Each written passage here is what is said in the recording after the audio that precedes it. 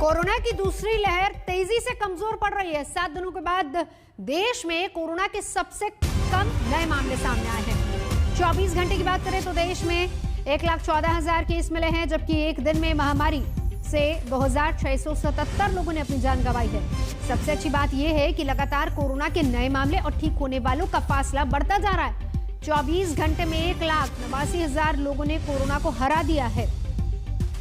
और इस बीच हम आपको तस्वीरें भी दिखाएंगे, आंकड़े भी समझाएंगे कि किस तरीके से कोरोना के मामले लगातार कम हो रहे हैं और इसका असर इस रूप में देखने को मिलेगा कि कल से अलग अलग राज्यों में अनलॉक की प्रक्रिया शुरू हो जाएगी। यानी कम होते मामलों के साथ साथ ढील की तैयारी शुरू हो चुकी है।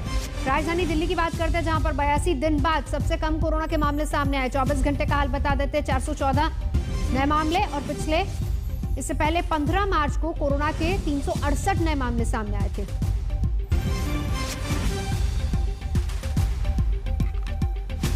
तो देश में 24 घंटे की अगर बात की जाए तो हाल क्या है हम आपको दिखा देते हैं। देखिए, पिछले 24 घंटे में कुल मिलाकर अगर पूरे देश की बात करें तो 1,14,460 मरीज सामने आए हैं। मौत का आंकड़ा 2,677। लेकिन रिकवरी रेट ये बहुत इंपॉर्टेंट फिगर है, क्योंकि यहीं से अंदाजा लगाया जा रहा है कि हालात सुधर रहे हैं, क्योंकि ठीक होने वालों की संख्या लगातार बढ़ती जा रही है। 1,89,000 से ज्यादा है, तो ठीक होने वालों की संख्या बढ़ रही है। और यही एक वजह है कि तमाम राज्य अब ढील देने की तैयारी कर रहे हैं। यानी कि धीरे धीरे ही सही, लेकिन अनलॉक की प्रक्रिया शुरू हो जाएगी। फिर चाहे महाराष्ट्र हो, जहां पर 5 फेज में 5 चरणों में ढील की तैयारी हो रही है। दिल्ली की भी बात कर लेते हैं, क्योंकि दिल्ली में 82 दिन बाद सबसे कम मामले सामने आए हैं।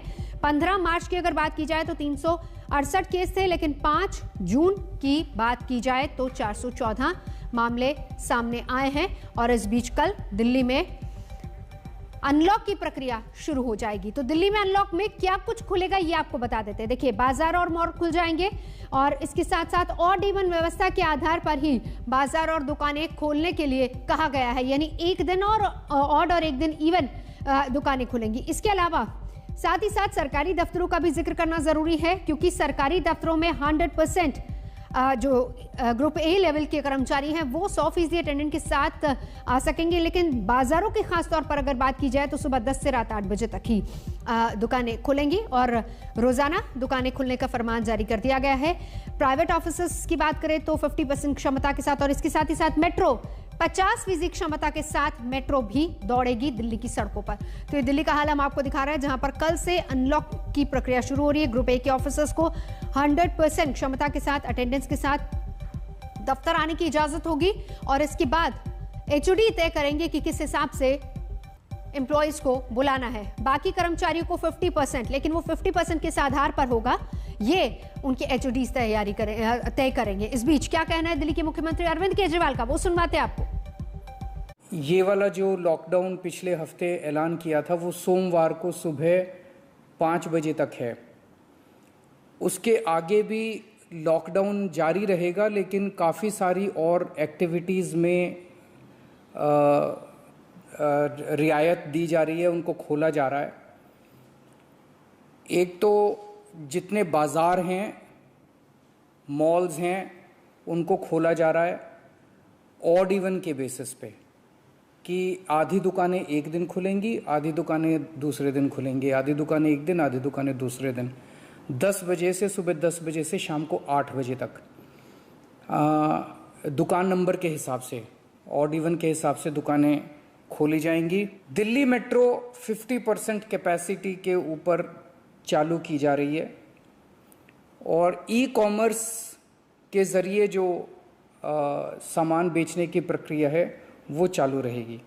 तो मोटे मोटे तौर पे ये चीज़ों की रियायत दी जा रही है और मैं उम्मीद करता हूँ इसके बाद देखेंगे कि आने वाले हफ्ते के अंदर भी कोरोना की स्थिति अगर काबू में रही तो और कई सारी एक्टिविटीज़ को फिर उसके अगले हफ्ते खोलेंगे। जितने दिल्ली में सरकारी दफ्तर हैं उन सरकारी दफ्तरों में ग्रुप ए ऑफिसर्स जो हैं वो 100% काम करेंगे और बाकी उसके नीचे वाले जो हैं वो 50% काम करेंगे। लेकिन जो एसेंशियल सर्विसेज में काम करने वाले कर्मचारी हैं वो 100% काम करेंगे और हर एचओडी डिसाइड करेगा कि किसको एसेंशियल सर्विस कहना है और किसको 50% करना है और किसको 100% करना है। जितने प्राइवेट ऑफिसेज हैं उन सभी प्राइवेट ऑफिसेज में 50% मैन पावर के साथ वो खोले जा सकते हैं और लेकिन कोशिश करेंगे कि ज़्यादा से ज़्यादा लोग वर्क फ्रॉम होम करें और अपने प्राइवेट ऑफिसेज कोशिश करें अपने टाइम को स्टैगर करने की कि ताकि सब लोग एक साथ सड़क पे ना आए।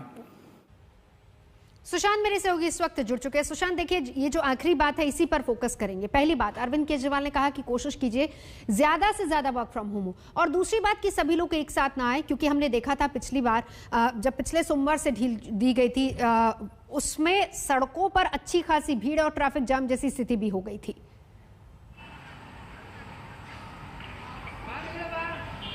देखिए नवजोत, मैं आपको बता दूं, यही वजह थी कि जिस तरीके से सड़कों पर ट्रैफिक नज़र आया था, तो सरकार की तरफ से इस बार मेट्रो को छूट दी गई है 50% के साथ, यानी कि सड़कों पर ट्रैफिक नज़र ना आए, इसके लिए सरकार की तरफ से ये छूट जो है वो दी गई है, ताकि लोग घरों के अंदर रहें। अगर ऑफिस जाना है तो गाड़ियों का कम से कम इस्तेमाल करें, भीड़ कम से कम लगे, मेट्रो का इस्तेमाल करें। इसके अलावा ऑड इवन फॉर्मूले के तहत जो है वो दुकानें खुलेंगी। आप देख सकते हैं कि अभी से तैयारियां जो है वो तमाम दुकानों के बाहर शुरू हो चुकी है। ऑड नंबर वाले दिन ऑड नंबर की दुकान खुलेगी, इवन नंबर की दुकान खुलेगी इवन वाले दिन।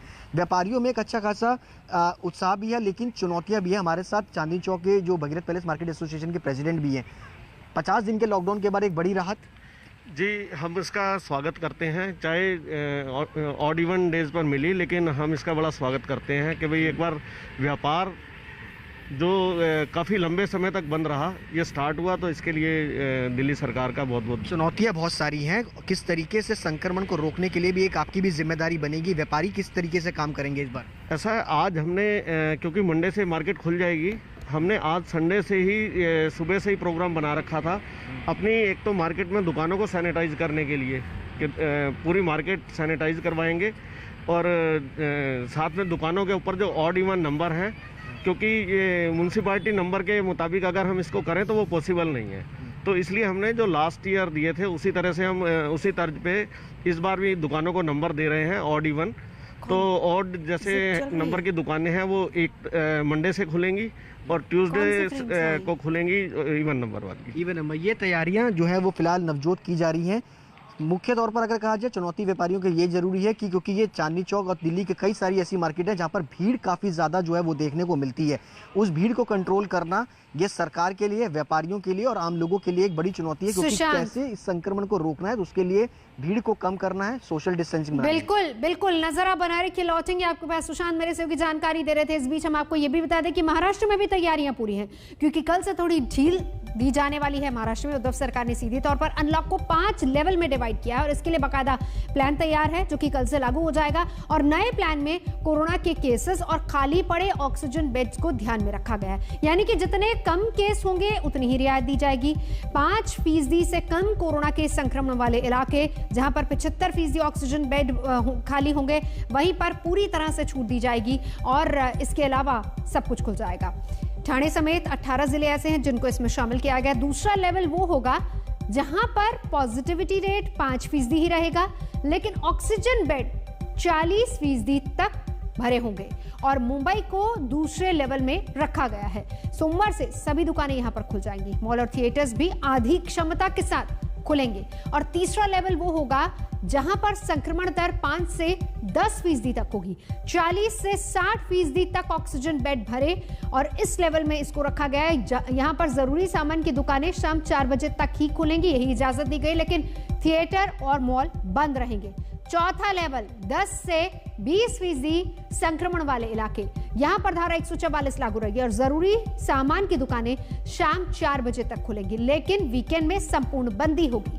और आखिरी लेवल यानी कि लेवल 5, 20% से ज्यादा पॉजिटिविटी वाले इलाके और यहां पर काफी सख्ती होगी। बिना ई पास के कोई भी घर से बाहर नहीं निकल पाएगा। जरूरी सामान की दुकानें सिर्फ वीकेंड में ही खुलेंगी। सीधा चलेंगे मुस्तफा, तैयारी कैसी महाराष्ट्र सरकार की, खास तौर पर मुंबई के लिए?